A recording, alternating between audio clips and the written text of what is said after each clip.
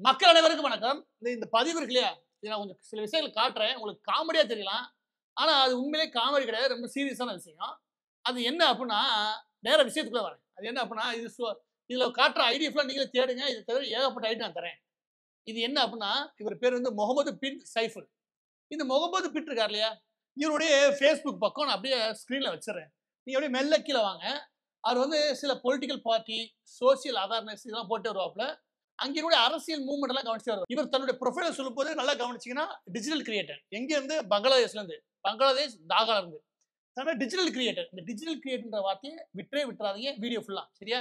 ஏன்னா அதுதான் முக்கியமான விஷயம். கீ பிளேயரே. இதுல போட்டுட்டே வராரா? இப்படி போட்டுக்கிட்டே வரக்கூடிய ஐயா இங்க இந்த தமிழ்ல வருதுல, அதெல்லாம் பார்த்து தமிழ்ல போட்டுருக்கான்னு நினைச்சுறாதீங்க. அது நமக்கு தமிழ்ல டிரான்ஸ்லேட் பண்ணது எது? Facebook. தவிர அவங்க வந்து பெங்கால் லாங்குவேஜ்ல தான் போட்டுருக்காங்க. சரியா?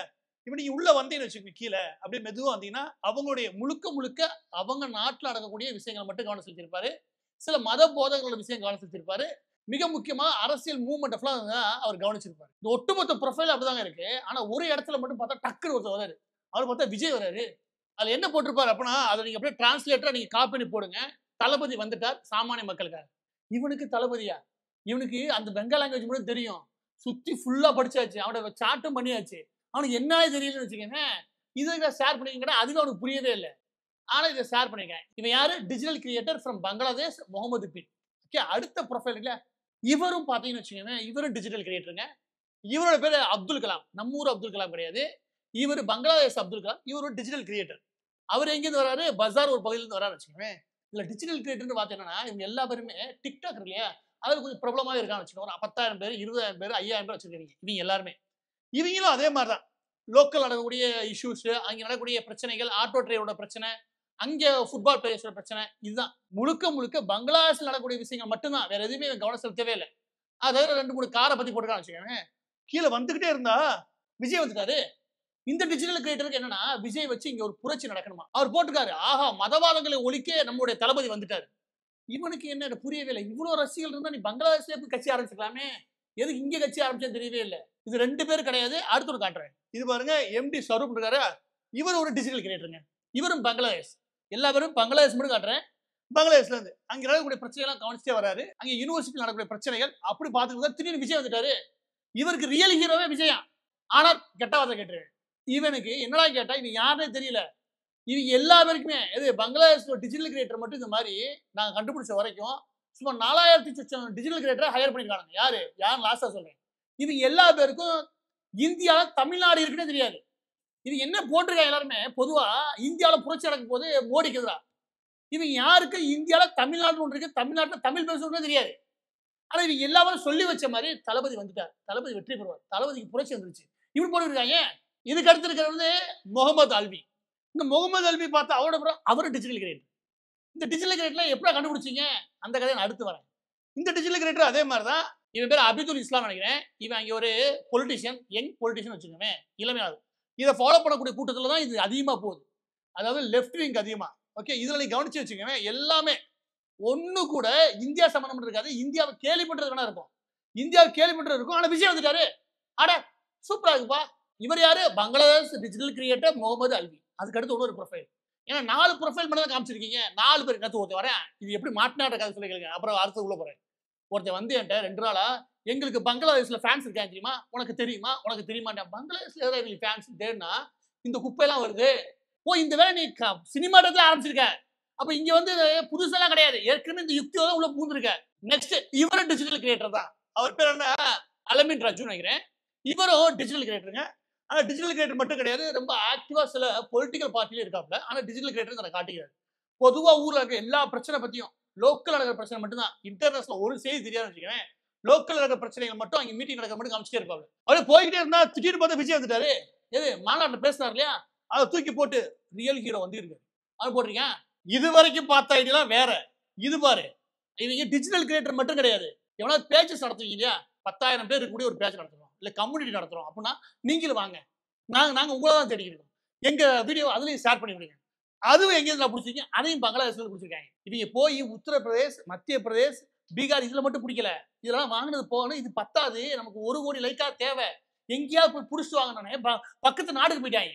பங்களாதேஷ்ல போய் இங்க பாருங்க, இந்த பக்கத்துல எங்கேயாவது ஒரு இடத்துல இந்த பக்கத்துல அப்படியே நான் வைக்கிறேன். நீங்க நெட்ல தேடுங்க, Facebookல கண்டிப்பா தேடுங்க. இதுல தேடினீங்கன்னு வச்சுக்கோங்களேன், எல்லாமே பார்த்தீங்கன்னா முழுக்க முழுக்க இன்டர்நேஷனல் ஒண்ணு கூட இருக்காது. இந்தியாவை கேலி பண்ணி வேணா 10 இருக்கும். இங்க பாருங்க, உள்ள வந்து வச்சுக்க. அந்த விஜயா விஜய் வந்துட்டாரு. அட அட அட அட எவ்வளவு பற்று. பங்களாதேஷ்ல போய் நீ கட்சி ஆரம்பிச்சு வச்சுக்க விஜய், நீ அங்க வெற்றி பெற்றுருவ. நீ உன்னுடைய கோல்மால் தரத்துக்கு இதையெல்லாம் ஏன்பா வரிசையா சொல்லிக்கிட்டு இருக்க? அவன் தான் திருட்டு பையன் தெரியுது அப்படின்னு சொன்னா கூட இவங்க என்ன அங்க முட்டு கொடுப்பாங்க. 4 ஐடி தானே, 4 பேர் ஃபேனா இருக்கலாம்ல அப்படின்வாங்க. நான் போட்டது இதுவரைக்கும் காமிச்சது எல்லாமே டிஜிட்டல் கிரியேட்டர். இந்த பாருங்க, இந்த ஒருத்தர் பாருங்க, இவனும் டிஜிட்டல் கிரியேட்டர் தான். மரின் ஒருத்தன். இவனுடைய ஐடி ஃபுல்லா கீழே போங்க. அதுல நீங்க பாத்து வச்சுக்க. டக்குனு பார்த்தா விஜய் வந்துட்டாரு. டிஜிட்டல் கிரியேட்டர்னு தான் போதும். அவன் என்னவா இருந்தாலும் சரி, அவனை எடுத்து தூக்கிடு. அவனுக்கு காசை கொடுத்து அவனை வாங்கு. நம்ம வீடியோ பரவணும், லைக் வாங்கணும். இந்த புலப்பாடா. இந்த ஆளு பங்களாதேஷ்ல கூடிய கொமிலியா, இந்த ஆளு தீவிரமா பரப்பியிருக்கான். அந்த பயில கூடிய இவன் பேர் எனக்கு வாசி தெரியல. சாரி, அது அவங்களுடைய லாங்குவேஜ்ல இருக்குது. அந்த லெவலில் வச்சிருக்கான். இவனு டிஜிட்டல் கிரியேட்டர். இவனுடைய பயணங்கள் எல்லாத்தையும் போட்டிருக்கான். எங்க படிக்கிறோம், எங்க டிராவல் ஆகுறோம், இது அதிகமா இருக்கு. பர்சனலான விஷயங்களும் ஷேர் பண்றாரு. இவரு டிஜிட்டல் கிரியேட்டர் தான்.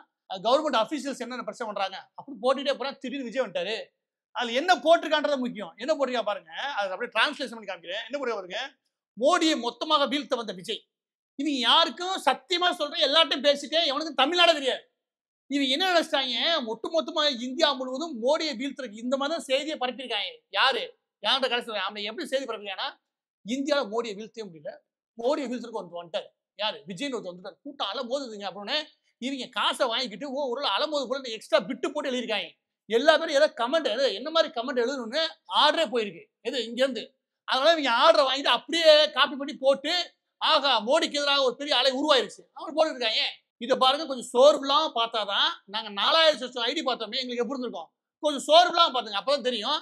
இவர் டிஜிட்டல் கிரியேட்டர் தான். இவரு கம்ரூல். கம்ரூல் டிஜிட்டல் கிரியேட்டர் பாருங்க. அவருக்கு வேலை என்னன்னா, அவங்க ஊர்ல இருக்க சின்ன சின்ன குளம் இருக்கு இல்லையா, அதுக்குள்ள குதிக்கிறது, ஜட்டியோட நீச்சல் அடிக்கிறது, இது மட்டும் தான்.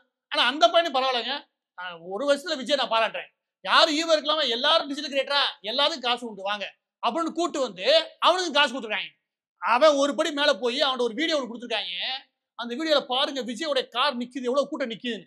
மாருதி சமீபத்தில் குஜராத்ல லித்தியம் பேட்டரிக்காக ஓபன் பண்ண இடத்துல காரை நிப்பாட்டி வச்சிருந்தாங்க. அதுக்கான விஷயம் அதை தூக்கி போட்டு பாருங்கள் அவன் போட்டு வச்சிருக்கான். இவனுக்கு என்னன்னு தெரியாதுங்க. இவன் யாரு இவனுக்கு கேட்டாச்சுதே, உங்க ஊர்ல நீ ஜட்டியோட தண்ணியில நீச்சல் அடிச்சிருக்க, உனக்கு என்ன தமிழ்நாட்டை பத்தி தெரியும், இந்தியாவை பத்தி தெரியும், எதுவுமே தெரியாது. ஆனா போஸ்ட் போட்டிருக்கான். ஏன் காசு. அதுக்கடுத்து கொஞ்சம் பொறுமையா கவனிங்க. இவர் பேர் வந்து சல்மான். இவரும் டிஜிட்டல் கிரியேட்டர் ஃப்ரம் பங்களாதேஷ். பங்களாதேஷ்ல இவர் வேலை என்ன அப்படின்னா, டிக்டாக்ல புது புது ட்ரெஸ் வச்சுன்னா அதை ரிவ்யூ பண்றது இவர் வேலை. இந்த அனில் குஞ்சு இவங்க ஃபேன் வேலை சொல்லுவாங்க. அதெல்லாம் நீங்க ஃபுல் பேஜ் பாத்துருக்கேன் எனக்காக. ஏன்னா மாறுதல் தப்பு சொல்லாம சொல்லிருப்பேன். இந்த இதுல ஓட்டேன் யார், இந்த ரெட் பீஸ் சேனல்ல இருந்து ஒரு பொம்பளை உட்கார வச்சுட்டு எல்லாமே ஜெனூனா வந்திருக்கு, ஆர்கானிக்கா வந்திருக்கு. இந்த ஒரு கெட்ட கோபம் ஆகி போயிடும். இதெல்லாம் என்னதுரா, இதெல்லாம் ஆர்கானிக்கா?